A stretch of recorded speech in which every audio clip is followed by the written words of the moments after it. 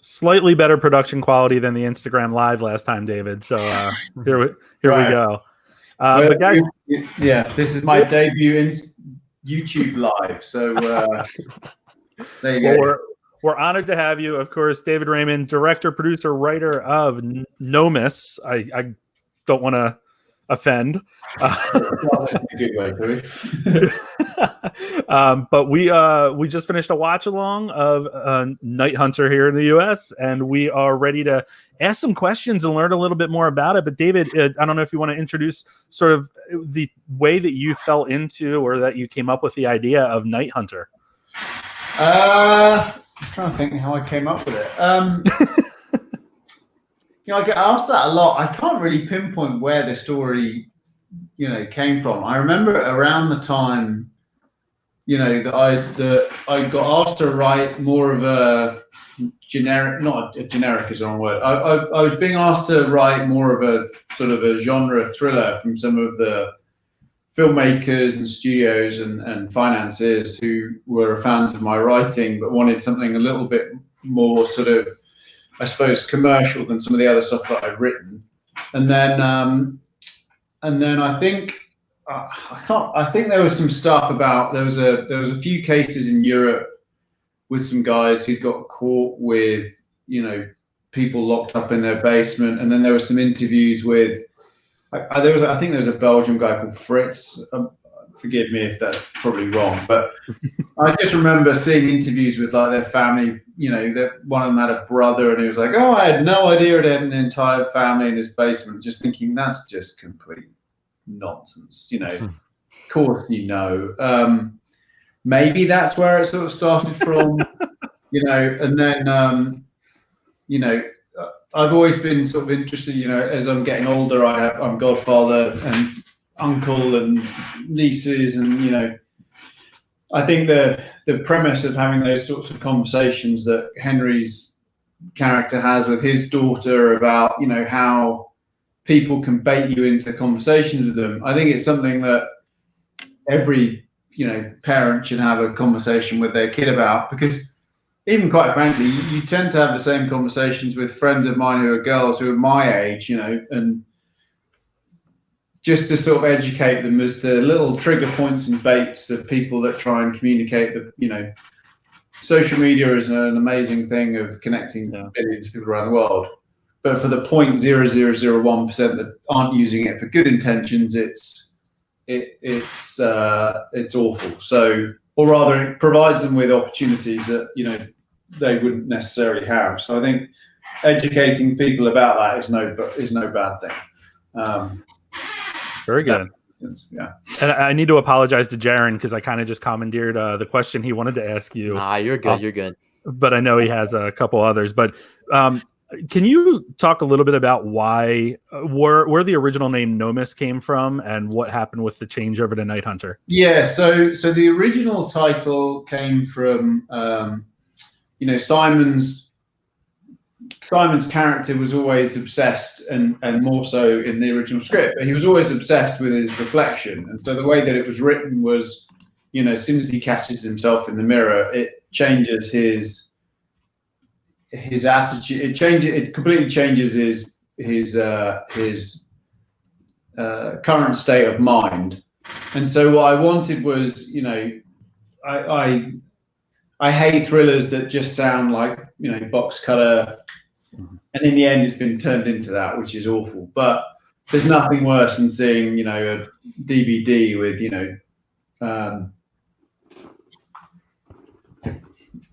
don't want to name other movies with other awful titles. But so Nomis came from that. There was a creative reason in there of having the old villain who's obsessed with, reflections and things that might go backwards. So that I like the idea that once you leave the theatre, you're like, oh shit, Nomis, the reveal is in the title. Very good. But, it was changed once the movie was bought, and the reasoning I was given was that it would be more financially attractive to the distributor, and candidly, as a filmmaker of an independent movie, that was torrid in terms of its financing anyway, I went along with it mainly because I didn't have the control to argue it anymore, but also I didn't want to turn around to my own investors and say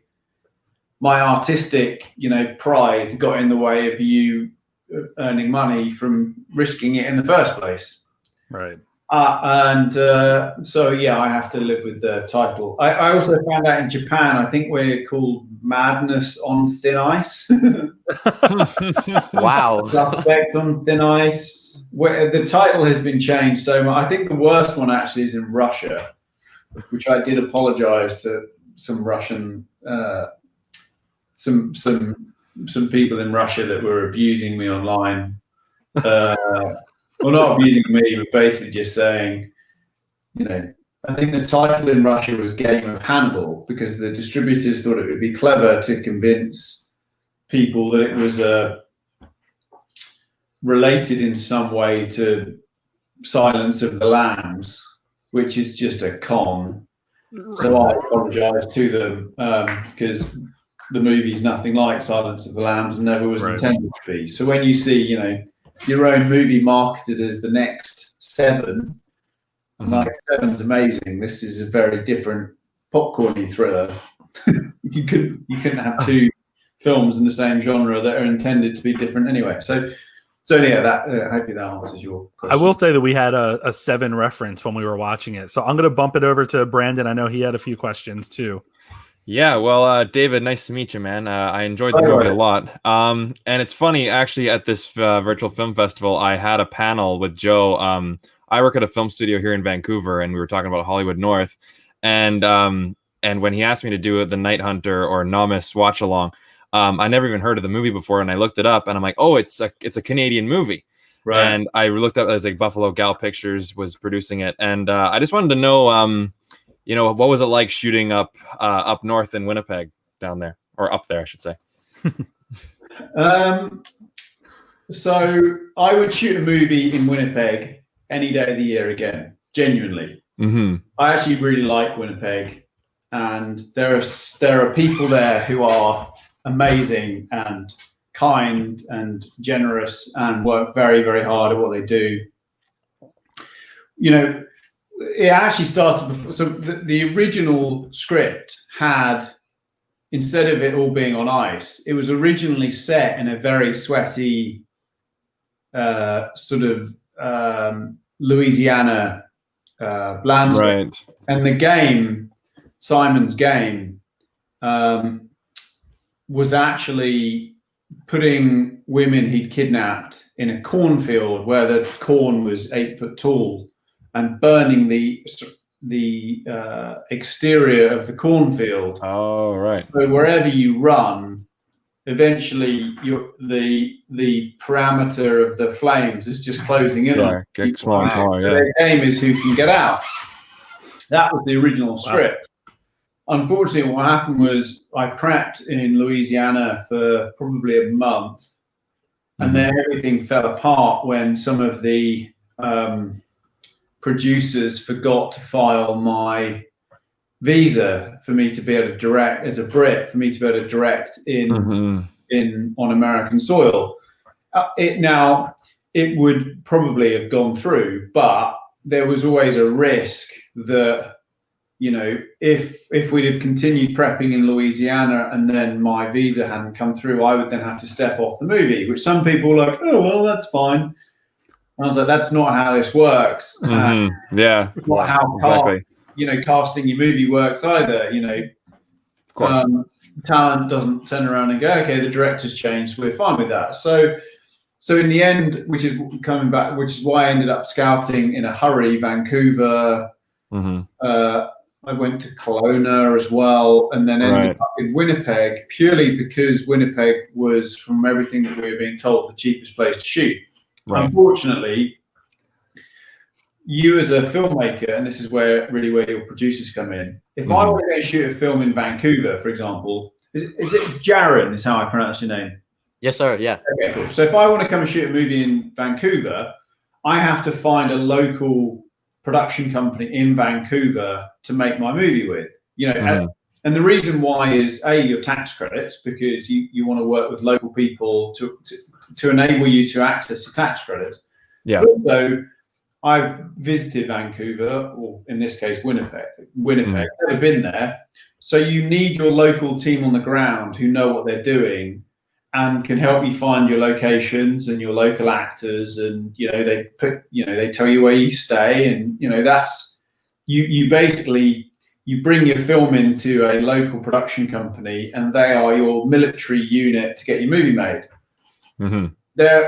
And perhaps it's changed, but when we went in, there were two local production companies, Buffalo Gal and then the other one. Right. And I have no, qualm saying Buffalo Gal were disingenuous with what they could do and hid a lot of, they basically used my film to train people that had never done the job before and lied about what they could achieve. Right. I'll give you an example. My locations manager was a casting assistant on Chucky 3. Right. Or Chucky 7. Everyone was, gearing up in Winnipeg. Yeah. Which then, in the end, when you've got your actors on set and the locations haven't been booked properly, it was a complete disaster. And that really was that local production company being very disingenuous and frankly fraudulent with what they were telling us they could achieve based on the money available and the time that we had available. And unfortunately, with a low budget, movie where there's a very dense script with a lot in it, as soon as you start pulling stuff out, there's certain things that just don't make much sense.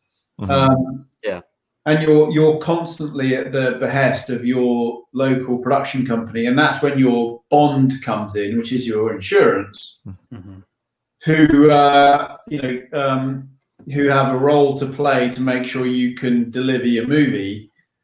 But for them, delivering your movie doesn't necessarily mean delivering the 120-page script you've written. Delivering the movie it could be a 40-minute movie. Legally, if they can say, well, you've delivered a movie, that's our job. So but there were, when I went back and did pickups, there are some great people, who I then got to work with. And then you also find out that, they were actually available the first time we shot. We were just being lied to about who was available and who wasn't. Right. So I learned a lot. Yeah. Well, that's a shame that the disingenuous part happened, but I'm glad that, we were so welcoming as a country, Trust me, there's some stuff that we've been having discussions about at the moment. I would love, I'm sure at some point my career will take me back to Winnipeg. There are some awesome people there, and there's some really good crew, and and this is just it. It was my first movie. There's a ton of mistakes I made. I don't care if someone has a lack of experience. And doesn't know the art, and is learning on the job. I'm learning on the job. I still am learning on the job, Right. What I don't and won't ever put up with again is being told, that this is how you do something, and then you find out after the fact that not only are they wrong, they've been making it up as they've been going along and, shrug their shoulders. Oh, sorry. And then you leave Winnipeg, and 8 days later, the next movie comes into town, and they're feeding them the same bullshit and saying, "Oh, well, we've just produced a Henry Cavill movie. You should trust us," which is exactly what happened. So, but it's all part and parcel of it. It's a shame the film industry isn't regulated more, because then there's there should be much stricter barriers to entry. To protect, not only filmmakers but financiers, because then you get people that lose their money and don't want to fund more movies. So the whole industry suffers. Yeah, totally agree. Totally agree with that. Jaron, gonna go to you. I know you have a question about the climax. I was gonna say, how do you go about filming scenes on the ice like you did? And like when you kind of went after like the Simon's game, how did you come up with that? Like, how did you think of that idea for the game? Because I know you said it was originally different. It was in the cornfields. How'd you make that transition? And I also want to add in. I want to add in the flaming tennis balls. Was that your idea too? Yeah. Look, it's one of those random things of something that's crazy enough that you'd read about in a newspaper and be like, "That's completely demented." And so that's the first thing. The other thing is, pivoting from the burning cornfield, which makes much more sense. I think the ice, it came out of necessity and really wanted to fit into, in the script, it wasn't just, it came out of nowhere. It was, okay, there was a lot more information about the dad being, this avid tennis player.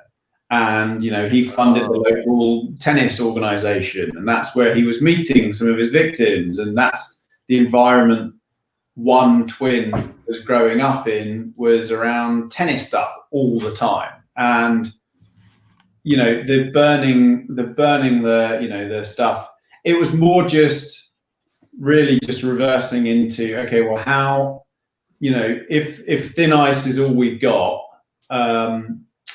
it's not really enough to just be like, okay, we'll put them out there and see who gets off. You needed a narrative device to create this, you either burn alive or you drown, pick one, which sort of, I think, is probably where it came from. How we ended up doing it was in a quarry where, you don't struggle for ice in Winnipeg. So absolutely. So we ended up, there was a ton of ideas, one of which would have been far more sensible, but our locations department was a joke, was to rent an ice rink and wrap green screen around the ice rink and do it that way. Yeah. Of course, that was not possible. So we ended up having to go to a real quarry that had genuine pools of water that had then frozen. The one we actually shot on was deep enough that, if someone went through it, they'd be in a lot of trouble. So we were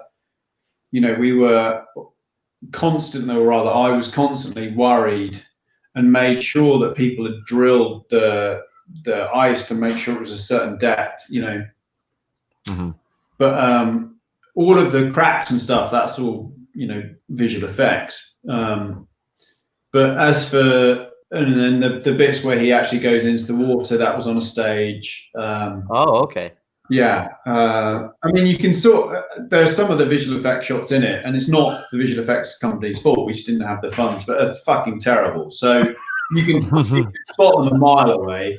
I couldn't tell. I don't really linger on them, for very long. It's more just a quick glimpse of it. And in fact, all of the inserts that you see of feet on the ice or hands, that's all me in their costume.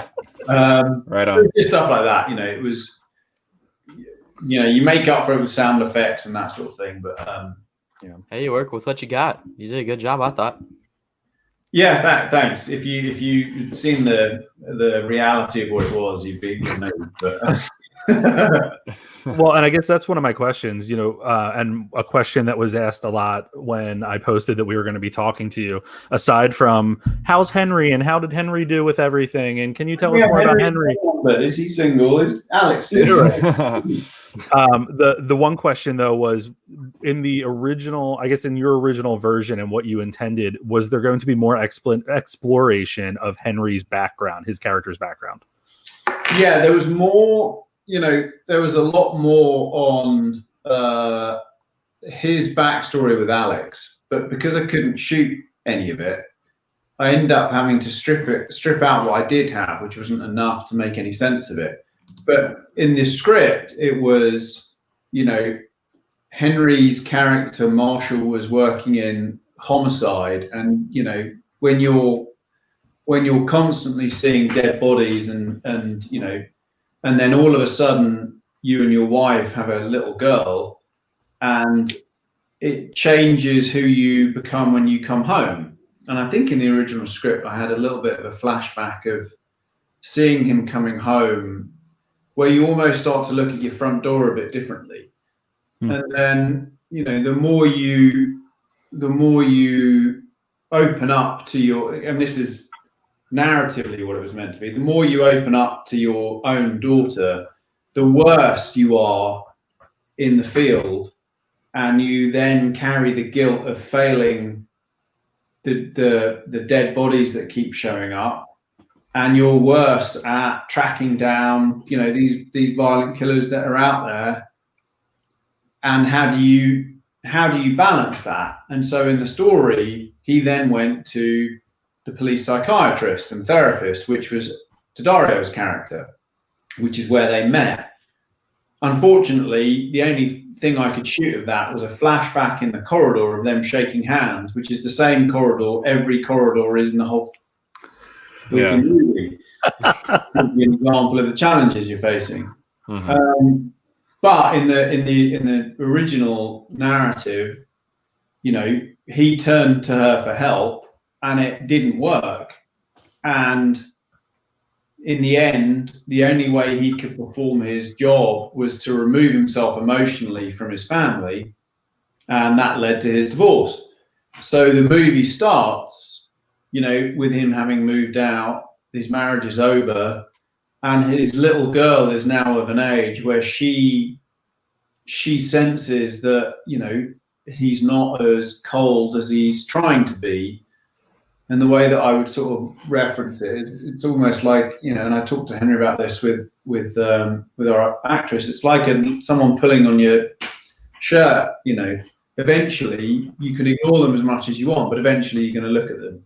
So that's the sort of the bond of their relationship. And so when he first sees Rachel, Alex's character, and she's now working in cyber, how it was written is, this police department is huge. So it's not just like, oh, hey, what are you doing working here?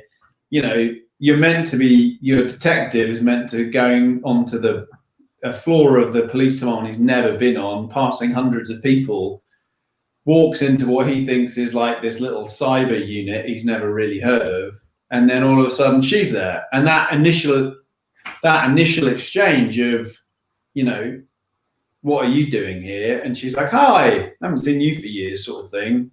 And he's like, nope, I'm not even going there anymore. So he's sort of blaming her for it. Yeah. Now, when you watch the movie and you see that scene of their meeting each other, because you're struggling with that detail, it just looks like, oh, okay, they used to bang and now they've got to each other. This is convenient. Yeah.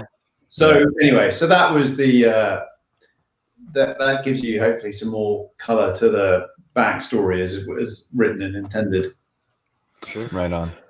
We got about 5 more minutes in what we have scheduled, but I know that Brandon had a question specific to Henry's character that I want to pass it back to Brandon. Yeah. So I was actually curious just about you know, Henry Cavill's accent. You know, because since that we had a movie, you know, taking place, I'm assuming in America, because I think an American flag in the back. Keeping his accent British, was that a conscious choice, or was that like, because I mean, we've seen him do American accents before. What was the idea behind that? It was originally both him and Ben's character were never meant to be British. Right. In talking to Henry, and also, and perhaps this was a mistake on my part, sort of looking back, but, you know, the time Henry made this, you know, he was so distinctively Superman, and he's done a great job with his career now, branching out from that one iconic role. You know, what I wanted to do with him in this role was to move him as far away from that as possible. Right. And having gotten to know him, he's got great sort of sensibilities and great comedic timing and all that. I wanted to get away from, all right, let's get your shirt off and aren't you pretty? And Marshall, as written, he's someone who just doesn't give a fuck about working out or his hair. Yeah, the hair I noticed. Yeah. He doesn't smile until the last scene. You know, and in the original script, half the time when he arrives at a location, it's because he slept in his car overnight. So that was, you know, he'll wash when he absolutely has to and eat crap. That was how it was written. And when he's on the trail of that first girl, there was actually a scene that was written where he goes to her husband's place of work, which turns out was a chef. And you just have this moment where he's walking through a restaurant and everyone's on a date sort of thing. So you kind of just get this sense that this isn't his life. But so for Henry, trying to move him away from, let's get away from Superman. Like, let's bury you in this. I liked the idea of him playing it British because it also isolated him in America. Right. He can't go back to England because he's now got a daughter. And actually, there's another detail here. Stanley Tucci is Minka Kelly's father in Nomis. As the police commissioner is his wife's dad, who's given him a job when they fell for each other to keep him in America. Oh, okay. Right. Wow. So there is a scene that is between Henry and Stanley, discussing, his granddaughter's messing around online. What's that about? There was more to that. I couldn't use it because the room hadn't been dressed. So you're looking at and that was the other thing. That conversation between the two of them happens in front of a board of missing women. Right. Unfortunately, the Buffalo Gal Art Department thought every missing woman over the last 25 years would be standing in the same pose in front of the same background with the same camera, which makes no sense. So you get on there and you're looking at Polaroids of different people in exactly the same frame, pose, everything. And I'm just like, anyway, so there was more. The reason why the British thing worked for me was it isolated him even further in an American city that he started a life in and now can't leave. Right. Nice. Interesting. Yeah, I feel like there's so much more to this story that we were kind of robbed of. Like you should write a book or something, David. Jeez. Yeah, I mean, it's. You're like, no, that's not happening. There was more. I feel bad for my cast who are brilliant because they we all went into this wanting to deliver something that I still believe could have been really special because I think the performances that are there are amazing. Brendan's awesome. Totally. Alex really stepped up, and Henry, I know his career has sort of really expanded since that movie. His performance I was very, very proud of because it was something I had never seen from him. And I think if the rest of the stuff had been there and we'd been able to shoot what was written, we could have really had something. But do you think he could play this guy? Just real quick. I do. Yeah, I'm more interested in him playing keeping the cape on. Quite frankly. I think that he is the piece of that isn't a mistake. As in, there's no need to change it because he hasn't had a chance of giving us in my opinion, the Superman film. Totally. I agree with you there. I think switch other things around, but there's an opportunity there to give us, something great, and he is great in that role. So before we talk about the tux, I'm more interested in him keeping the cape on. Yeah, totally. Are you interested in directing Man of Steel 2 then? I think I need a few more notches on my belt. Yeah. Very interested in it generally, but hopefully they'll get on with it. I was going to make a joke about another director, but I feel like that might be in bad taste right now, so we won't do that. But the one last thing I wanted to ask about was in terms of what you're doing next. I know when I talked to you before, 2 months ago, 3 months ago, you were deep into writing on other projects. You couldn't really talk about any of it. I don't know if you're at a different place on that. Still, it's so I finished writing the thing I was writing, which is a series. We've got some cast, which is great. Now in the whole COVID thing, it's a question of how and where do you shoot? And it's one of those things that when you're working with certain people, you can't announce it before it's the people that are paying for it all are ready to announce it. Is probably how I put it. But I'm very, very proud of it. It's taken me 10 years, and the cast is awesome. So we're excited to get to work. Jaron and Brandon, any final thoughts, final questions, final anything? I have one more question. Go for it. I was just gonna ask, when making this film and just in general, what were some of your biggest inspirations? It's a good question. In terms of how it's shot, so I look, it's a thriller, right? So the god of thrillers is David Fincher. Yeah, it just is. And anyone who, whether it's my film or any other thriller or any thriller I ever make again, you're always going to get compared to the god of thrillers, which is David Fincher. And he is. I've learned more from watching his movies than ever. And I think the intention originally was sort of a cross between Girl with the Dragon Tattoo, his one, which I thought was unbelievable and still is. What a shame he didn't get to do the second one. Yeah. And also Road to Perdition, that kind of had this poetic, I think if you read the script to Road to Perdition and then saw the finished movie, those two things are so different. Right. That was the original intention. Unfortunately, when you're really up against it and you don't have half the kit and no prep, you kind of have to pivot to, how do I tell this story in a scene that I should have 3 days to shoot in 1 hour? So it changes how you think you can put your camera and how you can deliver it. And really it ended up being a lot more sort of handheld and in the end, actually, I like the way the movie is shot. It just suffers really good, from, not only narrative detail, but it suffers from breadth. I know I got the essential thing I needed to get to tell the story, which is us talking here. Now I have someone else talking there, someone else talking here, someone else talking here.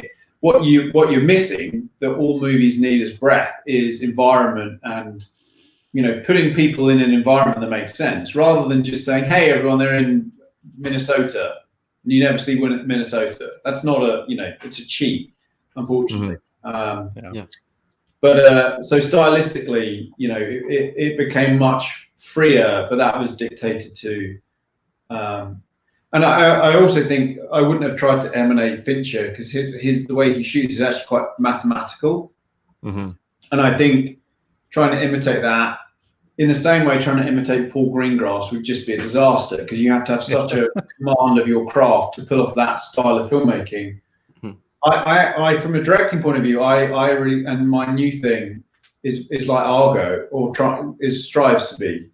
There's a pace to it and an elegance that's brilliant, and I think for sure. I love Ben Affleck directing. I think he's great. So so great. Yeah, more. I will say that Brandon pegged the cinematography early on, talking about how he liked it a lot, and it works for the film, I think. Yeah, it works for the film in what we could do, but yeah, again, it's necessity. So the scene, I'll give you one more example because I know you've got to go, but the scene with Alex and Brendan was never meant to be jump cutty, ever. Right. It was meant to be a single take, single camera, and not cutting. Because Brendan is so good, you can just leave a camera on him and stay in the room and just watch these two people go at it. Mm-hmm. That was the intention. Unfortunately, couldn't do that. So, you end up with two cameras jumping over each other, and so you end up editing differently and shooting differently than your original intention, but within the realm of what your story is that you're trying to execute. Right, absolutely. David, as always, you're very forthcoming and open about the issues. Anyone wants to learn, I'm all up for it. It's how I've learned from just listening to people, talk about process and what went right, what went wrong, and I lap this stuff up myself. So yeah, quite right. And at the end of the day, I'm a fan of the movie. I still want to read that original script if you can finagle it from the financiers or whatever. Yeah. But certainly appreciate you being here, Jaron and Brandon. Thanks for jumping on as well. David, stay safe. We'll talk to you soon. All right. Likewise. Thanks, Yes, guys. thank you.